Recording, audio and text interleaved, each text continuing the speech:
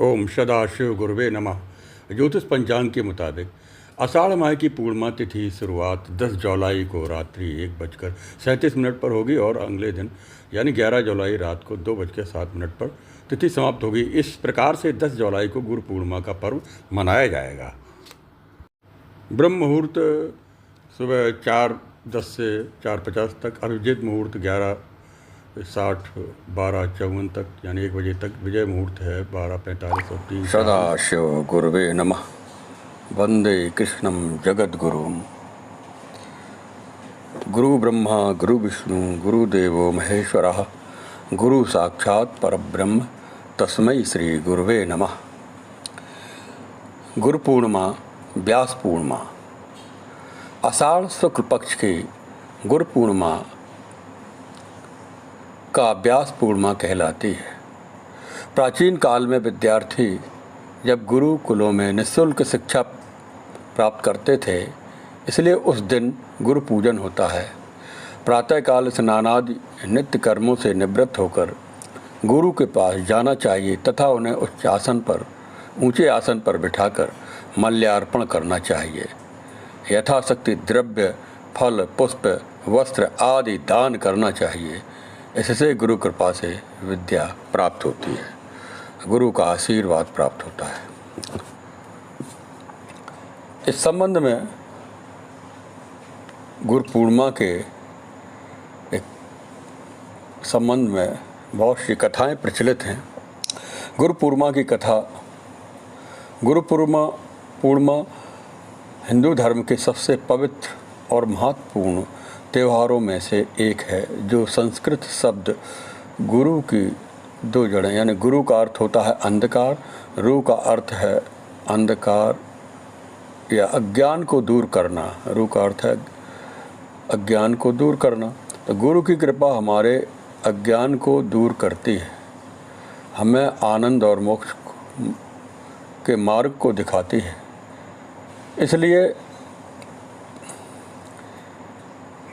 इसलिए हमें गुरुओं के द्वारा हमें सिखाए हुए अपार मूल्यों और पाठों के लिए उनका सम्मान और आभार व्यक्त करना चाहिए। यह दिन हमारे जीवन में गुरुओं के महत्व और उनके प्रति श्रद्धा का व्यक्त करने का एक अवसर है। गुरु वह होता है जो हमें अज्ञानता के अंधकार से ज्ञान की प्रकाश की ओर ले जाता है। वह हमारा मार्गदर्शक, शिक्षक और आध्यात्मिक पथ प्रदर्शक होता है। गुरु पूर्णिमा का यह पावन पर्व हमें गुरुओं के प्रति कृतज्ञता व्यक्त करने और उनके आशीर्वाद प्राप्त करने का शुभ अवसर प्रदान करता है। और इस संबंध में भगवान वेदव्यास की जयंती मनाई जाती है, जिन्हें आदि गुरु कहा जाता है। उन्होंने वेदों का विभाजन, वेदों का उनका कई विभागों में उन्होंने लिखा है, यानी वेदव्यास जी ने बोला है और श्री गणेश जी ने लिखा है कि वेदव्यास जी दिव्य दृष्टि प्राप्त ऋषि थे। वो बोलते जाते थे और उनके बोलने को लिखने के लिए गणेश जी ने उनको एक वरदान दिया था। इसी से 18 पुराण और उपपुराण, वेद, उपनिषद और जो श्रुतियाँ हैं तथा स्मृतियाँ हैं, इनको उन्होंने लेखबद्ध किया। महाभारत जैसे महाकाव्यों की रचना की। उनका जन्म इसी दिन हुआ था, इसलिए गुरु पूर्णिमा को व्यास पूर्णिमा भी कहा जाता है। तो आइए हम इस गुरु पूर्णिमा के अवसर पर और भी बातों को आपके सामने प्रस्तुत करते हैं। ये गुरु पूर्णिमा का अर्थ भारतीय संस्कृति में विशेष महत्व रखता है। यह महर्षि वेदव्यास की पौराणिक कथा से गहराई से जुड़ा हुआ है। वेदव्यास जो भगवान विष्णु के अंशावतार माने जाते हैं, ऋषि पाराशर और सत्यवती के पुत्र थे। बाल्य अवस्था से ही आध्यात्म में गहरी रुचि रखते थे। वेदव्यास ने एक दिन अपने पिता से प्रभु दर्शन की प्रबल आकांक्षा व्यक्त की। जंगलों में जाकर तपस्या करने की अनुमति मांगी। प्रारंभ में माता सत्यवती ने उनकी इस मांग को अस्वीकार कर दिया, लेकिन वेदव्यास के अटल संकल्प के आगे झुकते हुए उन्होंने आखिरकार अनुमति दे दी, यह कहते हुए कि जब भी घर की याद आए तो लौट आना। वन में जाकर वेदव्यास ने कठोर तपस्या की और तपस्या के परिणाम स्वरूप संस्कृत भाषा में अद्वितीय निपुणता प्राप्त की। उन्होंने चारों वेदों का विस्तार किया, महाभारत, 18 पुराण, उपपुराण, ब्रह्मसूत्र जैसे ग्रंथों की रचना की। अब महर्षि वेदव्यास की अमरता का वरदान प्राप्त है और ऐसा कहा जाता है कि वे आज भी किसी न किसी रूप में हमारे बीच में विद्यमान है। वेदव्यास जी को कृष्ण द्वैपायन के नाम से भी जाना जाता है। हिंदू धर्म में भगवान के रूप में पूजा जाता है। वेदव्यास का जन्मदिन होने के कारण इस पर्व को व्यास पूर्णिमा के नाम से जाना जाता है। गुरु पूर्णिमा का यह पावन पर्व हमें गुरु के महत्व और उनके प्रति समर्पण की याद दिलाता है। गुरु हमारे जीवन में ज्ञान का प्रकाश फैलाते हैं और हमें सही मार्ग पर चलने की प्रेरणा देते हैं। गुरु पूर्णिमा के पावन त्यौहार से संबंधित यह विशेष जो बातें हैं उनको हम अपने गुरुओं से ही प्राप्त करते हैं, गुरु महिमा को, और गुरुओं के प्राप्त गुरु महिमा को हम कहते हैं। और आषाढ़ शुक्ल पक्ष की जो इस दिन पूर्णिमा है, उस दिन हम आज से जो 3000 वर्ष पूर्व लगभग हमारे इस पूर्णिमा को मनाया जाता है। ऐसा क्योंकि वेदव्यास जी का जब जन्म हुआ उसके बाद ही ये परंपरा, गुरुकुल परंपरा चली आ रही। लेकिन इससे पहले भी हमारे सदाशिव सदगुरुदेव, सबके संपूर्ण विश्व ब्रह्मांड के गुरु कौन है? हमारे भगवान शंकर। उनकी पूजन, उनका विधान और ऋषियों का उनका पूजन विधान बहुत पहले से ही, गुरु के महत्व के बारे में बहुत पहले से ही हमारे ग्रंथों में, हमारे ऋषि मुनियों ने जो बहुत से जो ग्रंथ है उसमें वर्णन मिलता है।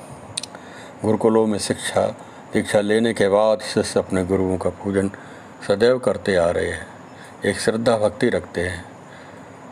तो इस संबंध में वंदे कृष्णम जगत गुरु, आज के कलिकाल में हमारे भगवान श्री कृष्ण, उनको गुरु मानकर, भगवान शिव को गुरु मानकर, यानी जिसके कोई गुरु शरीरधारी गुरु नहीं है तो इनको गुरु मानकर अगर मंत्र साधना जप स्वाध्याय करते हैं तो उसके जीवन में सद्गुरु अवश्य मिलते हैं। कोई न कोई शरीरधारी गुरु मिलेगा और उसका श्रद्धा भक्ति के अनुसार उसका मार्गदर्शन जरूर प्राप्त होगा। ये हमारे गुरु पूर्णिमा को हमें उपासना के दिन, जैसे कि इस दिन केवल गुरु की ही नहीं अपितु परिवार, उनके बड़े सब लोग, माता पिता, भाई बहन आदि जो गुरु के समान हैं उनको भी सम्मान करना चाहिए। गुरु की कृपा से हे विद्यार्थी को विद्या आती है। गुरु से मंत्र प्राप्त करने के लिए यह दिन श्रेष्ठ है। इस दिन गुरु सद्गुरुओं से उनसे मंत्र दीक्षा लेते हैं। इस दिन गुरु जी की सेवा करने और उन्हें भेंट भी देना चाहिए। इस प्रकार से हम हमारे भगवान शंकर, सदाशिव, पार्वती माता से गुरु की महिमा, जो गुरु गीता है उसमें वर्णन मिलता है कि संसार रूपी वृक्ष में चढ़े हुए लोग नरक रूपी सागर में गिरते हैं। उन सब का उद्धार करने वाला श्री गुरुदेव को हम नमस्कार करते हैं।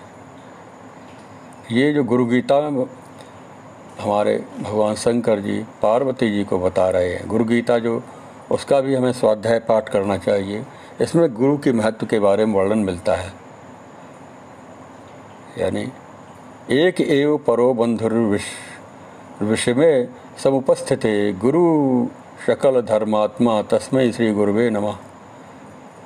जब विकट परिस्थिति उपस्थित होती है तब वे ही एकमात्र परम बांधव हैं और सब धर्मों के जानकार और ज्ञान रूपी जो आत्मस्वरूप हैं, ऐसे श्री गुरुदेव को हम नमस्कार करते हैं। संसार रूपी अरण्य में प्रवेश करने के बाद दिग्मूढ़ की स्थिति में हम क्या करें क्या न करें, जब कोई मार्ग दिखाई नहीं देता है तब चित्त भ्रमित हो जाता है उस समय जिसने मार्ग दिखाया है उन श्री गुरुदेव को हम नमस्कार करते हैं। इस पृथ्वी पर त्रिविध ताप, दैहिक दैविक भौतिक ताप, आदि व्याधि उपाधि रूपी अग्नि से जलने के कारण अशांत हुए प्राणियों के लिए गुरुदेव ही एकमात्र उत्तम गंगा जी हैं। ऐसे ही श्री गुरुदेव को हम नमस्कार करते हैं। तापत्र अग्निर्तप्ता नाम अशांत प्राणी नाम भुवि गुरुरेव परा गंगा तस्मै श्री गुरुदेव नमः। 7 समुद्र पर्यंत के सर्व तीर्थों में स्नान करने से जितना फल मिलता है वह फल श्री गुरुदेव के चरणामृत के एक बिंद के फल के हजारों हिस्से के बराबर है। यदि शिवाजी नाराज हो जाएं तो गुरुदेव बचाने वाले हैं, किंतु यदि गुरुदेव नाराज हो जाएं तो बचाने वाला कोई नहीं है। अतः गुरुदेव को हमें सम्मान करना चाहिए, सदा उनकी शरण में रहना चाहिए, गुरुद्रोह नहीं करना चाहिए। गुरु शब्द का अक्षर गुणातीत है, यानी गुकारम चा गुणातीतम रुकारम रूपवर्जितम गुणातीतम रूपम च अयो दधात सा गुरु स्मृतः। यानी गुरु शब्द का गु अक्षर गुणातीत अर्थ का बोधक है और रूस अक्षर रूप रहित स्थित का बोधक है। ये दोनों गुणातीत और रूपातीत स्थितियों में जो देते हैं उनको गुरु कहते हैं, यानी जो ज्ञान प्रदान करते हैं, आत्मज्ञान ब्रह्म ज्ञान, वो हमारे प्रदान करने वाले सद्गुरुदेव हैं।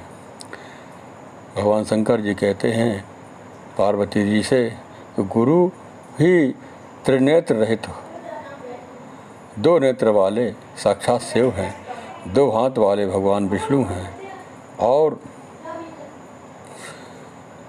1 मुख वाले ब्रह्मा जी हैं। इस प्रकार के देव, किन्नर, गंधर्व, पितृ और यक्ष तुम्बरु गंधर्व का एक प्रकार है और मुनि लोग जो गुरु सेवा करते हैं उनकी विधि नहीं जानते हैं तो वो गुरु ही प्रदान करते हैं। तार्किक, वैदिक और ज्योतिष, कर्मकांडी तथा लोकजन निर्मल गुरुत्व को नहीं जानते हैं।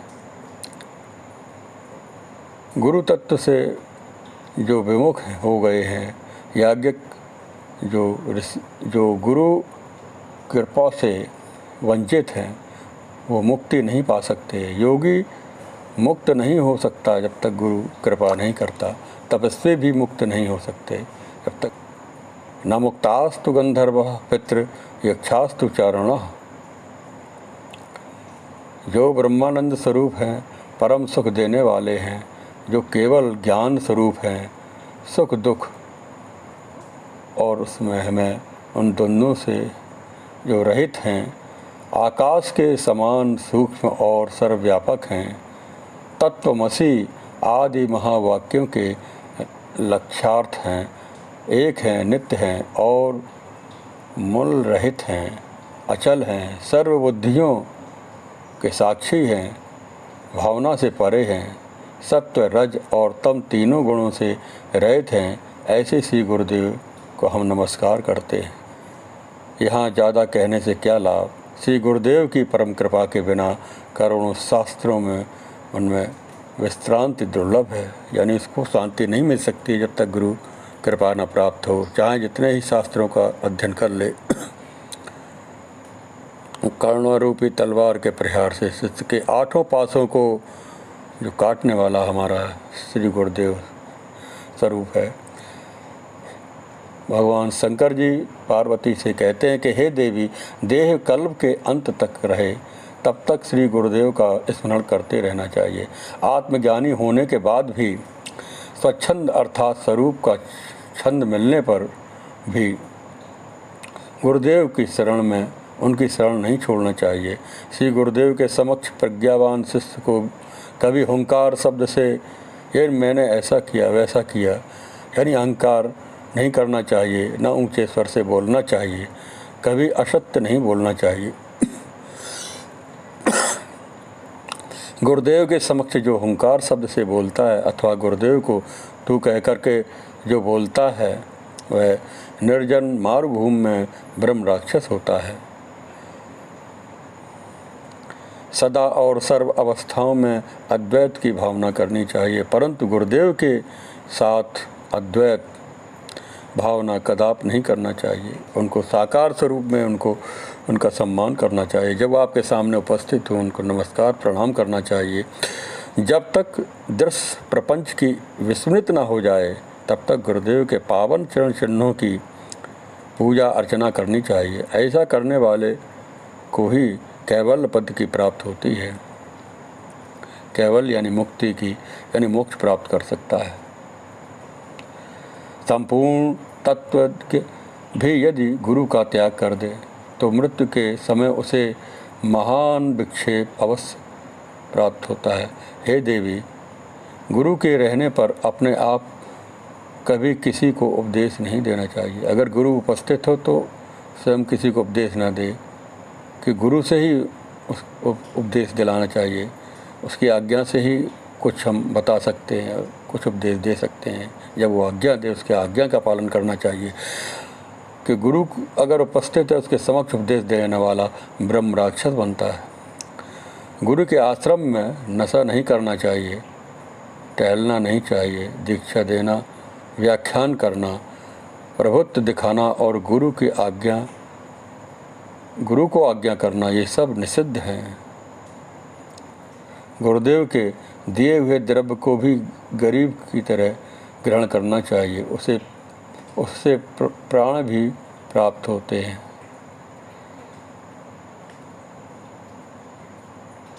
पादुका, आसन, बिस्तर आदि जो कुछ भी गुरुदेव उपयोग में लाते हैं उस सर्व को उनको हम नमस्कार करते हैं। उनको पैर से कभी नहीं छूना चाहिए, यानी गुरुदेव की पादुका को अपने पैर से नहीं छूना चाहिए। उन सभी वस्तुओं को जो इस्तेमाल करते हैं उनको हमें प्रणाम करना चाहिए। चलते हुए गुरुदेव के पीछे चलना चाहिए। उनकी परछाई का भी उल्लंघन नहीं करना चाहिए।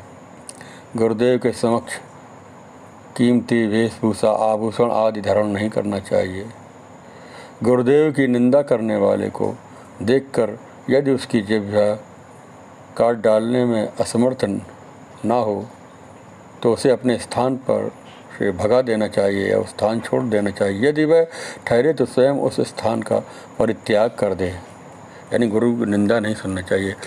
तो हे पार्वती जी, मुनियों, पन्नगों और देवताओं के शाप से तथा काल आए हुए लोगों को उनके भय से भी शिष्य को गुरुदेव बचा सकते हैं। इस प्रकार गुरु महिमा के बारे में भगवान शंकर जी पार्वती से बताते हैं कि उनके श्री चरणों की सेवा करके महावाक्य के अर्थ को जो समझते हैं वही सच्चे भक्त हैं, अंतो वेशधारी हैं। जो नित्य निर्गुण निराकार परम ब्रह्म का उनका मैं प्रणाम करता हूँ और कामना रहित, शांत, चिंता रहित, ईर्षा रहित और बालक की तरह शोभित हैं, वो ज्ञानी कहलाता है। शास्त्रों में सुख नहीं है, मंत्र और यंत्र में सुख नहीं है। पृथ्वी और गुरुदेव के शरण जाने में जो सुख है वो अन्य कहीं नहीं है।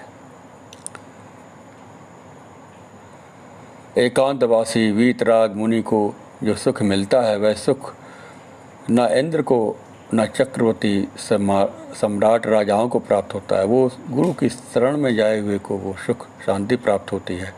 हमेशा ब्रह्म रस का पान करने वाले उस परमात्मा में तृप्त हो गया है। वह मुनि इंद्र को भी गरीब मानता है तो राजाओं की बात ही क्या है। मोक्ष की आकांक्षा करने वालों को गुरु भक्ति खूब करनी चाहिए, क्योंकि गुरुदेव के परम मोक्ष की प्राप्त होती है। गुरु भक्ति से ही मोक्ष प्राप्त होती है, गुरु ज्ञान से ही मोक्ष प्राप्त होता है। ज्ञानम अभेद दर्शनम अज्ञानम भेद दर्शनम यतस ज्ञानम ऋत मुक्ति ऋते ज्ञानम यतस मुक्ति। जहाँ ज्ञान है वह मुक्ति है। गुरुदेव के वाक्य की सहायता से जिसने ऐसा निश्चय कर लिया है कि मैं और अद्वितीय हूँ और उसी के अभ्यास में रत है, उसके लिए अन्न वनवास की सेवन करने की आवश्यकता नहीं है। गुरु की शरण में अभी आप लोगों ने गुरु गीता को उसको हिंदी में अनुवाद सुना और गुरु पूर्णिमा के दिन अपने गुरु का पूजन करें। षोडशोपचार, पंचोपचार, जिसके गुरु नहीं है भगवान शिव को अपना गुरु मानकर पूजा कर सकते हैं, भगवान श्री कृष्ण को अपना गुरु मानकर पूजा कर सकते हैं। ओम नमो भगवते वासुदेवाय।